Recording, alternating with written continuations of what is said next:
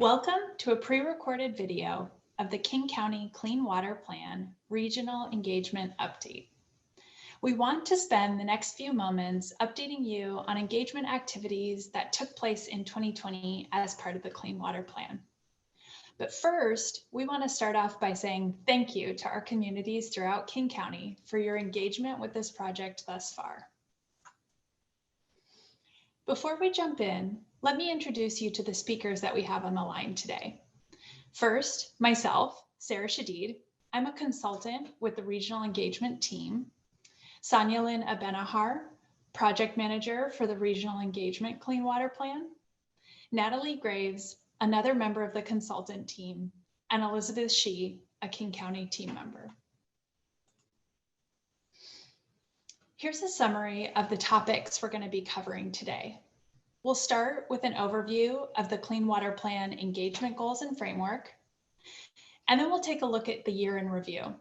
We'll talk about the COVID-19 impacts on engagement and the topic areas for the 2020 engagement. And finally, we'll close with where we're headed in 2021. So now that I've given you a preview, I'll turn it over to Sonia to kick us off. Thanks, Sarah. Hi, everybody. It's Sanyalin Abenahar here. To get everybody grounded in the Clean Water Plan, I want to share a brief overview of why we are engaging all of you in this long-term planning process. King County is facing critical decisions that will affect the region's water quality. So it's time to make a plan for the future of our utility. The Clean Water Plan will guide decisions about our wastewater system and how to protect our local waterways and our health in the future. This plan will also look at how we are managing water that runs off the streets, parking lots, driveways, and lawns and sidewalks when it rains. We are looking at how the county can make the right investments at the right time. The goal of the plan is to identify policies, programs, and projects that really reflect community priorities and guide us towards the best water quality outcomes for the region. And when this process is complete, the plan will provide a path for water quality investments in the near term as well as the long term over the next 40 years. On this slide, I want to give you a refresher of our engagement goals and framework. Our project team is made up of community outreach and communication specialists. In 2018, when we started this process, our team grounded our engagement design around the IAP2 spectrum of participation that has been helpful in guiding the development of our engagement activities to date. We have conducted various activities to inform, consult, involve, and collaborate with communities in this process through different venues. We also developed our engagement approach that caters to the various levels of capacity and interest that people may have in the plan. The diagram on the right-hand side is what we are calling the regional engagement swim lanes. Next, I'm going to pass it over to Natalie to talk through the COVID-19 impacts on engagement and 2020 topic areas. We know that the COVID-19 pandemic has had a huge impact on everyone. So we're changing the ways we communicate to reflect current and future health and safety needs. The world has changed in 2020, but our goal remains the same, to have an ongoing conversation with the community about clean water. Due to COVID-19, WTD is not currently hosting in-person meetings or events for the Clean Water Plan. However, we remain committed to sharing information and gathering feedback from community members. Starting in March 2020, all program-related events, meetings, and materials were hosted virtually and shared through online tools. The online tools included a wastewater webinar in March, SEPA Scoping Online Open House, which we launched in May, online and print questionnaire, which we just launched in November, online workshops and learning circles with the community-based organization partners, social media, and frequent e-newsletters. In late 2020, we asked the public how they wish to engage at this time. Asking this question will prepare us for more effective and meaningful outreach in 2021 as we prepare for and launch a public comment period on the draft environmental impact statement. We're now going to dive a little bit deeper into the topic areas we focused on in 2020. During the first quarter of the year, in March, we hosted a webinar that was open to all members of the public. The webinar topic was called Wastewater Treatment, Realities and Reinvestment. It was about 30 minutes of content and 25 minutes for Q&A. The webinar was held in both English and Spanish, and you can view a recording of it on our website library today. Around 280 people participated in the webinar, and we felt that this was a very successful event and hoped people walked away with a little bit better understanding of the key issues and complexities of the Clean Water Plan. In May, we launched a SEPA scoping comment period for the Clean Water Plan. We promoted the SEPA scoping comment period through emails to listservs, on our website, through social media, and by legal ads. The scoping notice was translated into 12 different languages, shown here on the slide.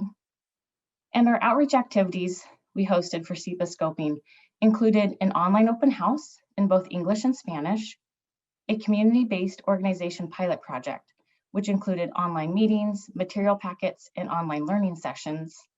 And we also coordinated with tribal governments, committees, and held an advisory group briefing. Since we've engaged the public on the SEPA scoping comment period, we shared the summary on our website through social media and through our listservs. Now I'm going to pass this off to Elizabeth, who will be talking about the CBO Partnership Pilot Program. Thanks, Natalie. The community-based organization partnership pilot kicked off this past March and consists of 6 partners: Casa Latina, Interim CDA, Living Well Kent, Naha Ilahi Fund, Urban League of Metropolitan Seattle, and Young Women Empowered. Since all engagement has shifted to virtual platforms, CBO partners asked for support in developing their digital engagement skills. In response, the Clean Water Plan team hosted 2 digital capacity building sessions in English and 2 sessions in Spanish. The Clean Water Plan also hosted a 2-part series of online meetings with CBO partners and other engaged members to solicit input on the approach to evaluate equity. This input will assist the planning team while they further develop the Clean Water Plan issue areas. 2 additional Spanish sessions are planned for early 2021. An exciting part of this partnership is the opportunity for cross-pollination. During the SEPA scoping public comment period, some CBO partners connected with advisory group members to collaborate on ideas for submitting relevant SEPA comments. There are also many community-led engagement activities conducted in 2020 by our CBO partners. 2 of our partners, Why We and Urban League, created short videos that encourage their communities to get engaged with the Clean Water Plan.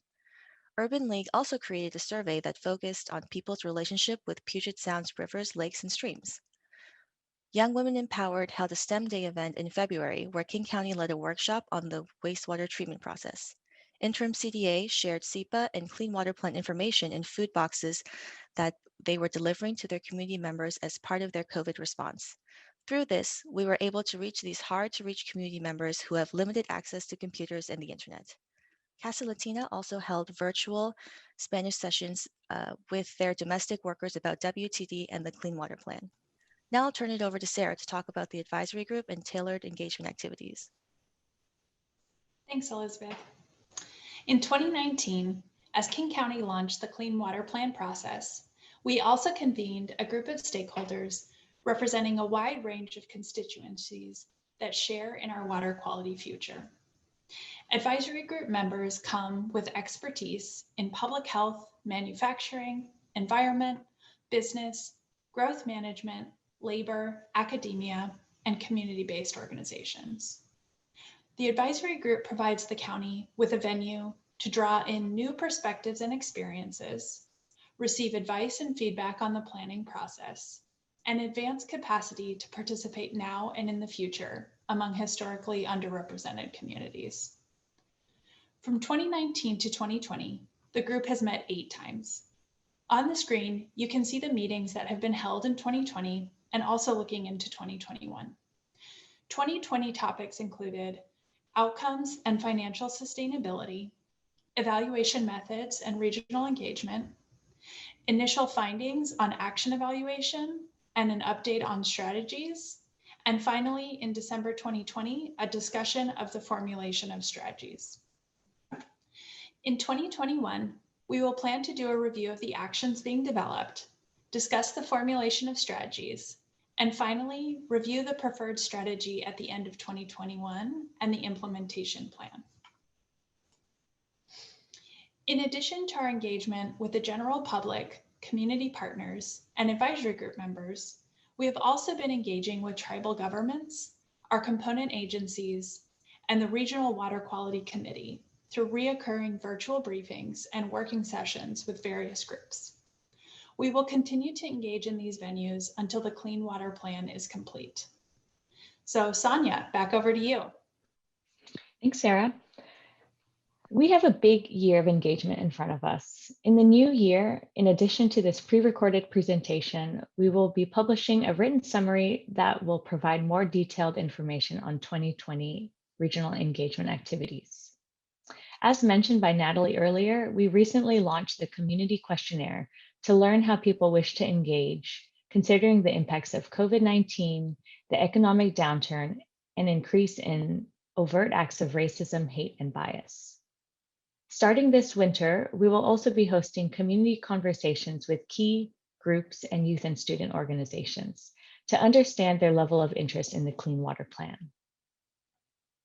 As the development of the plan progresses, our team will be developing a series of graphic-heavy topic sheets, as well as interactive virtual engagement opportunities to increase understanding of topic areas and technical details of the Clean Water Plan.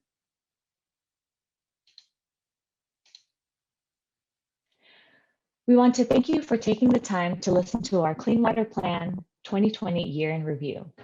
We hope this session was helpful in understanding the regional engagement activities that took place this year. We'll continue to have conversations and provide updates to communities across the region as the Clean Water Plan is developed and finalized. We welcome you to take a peek at our project website where you can find the Clean Water Plan questionnaire and let us know the best ways to engage with you. You will also find the library of materials you are interested in learning more about the planning process.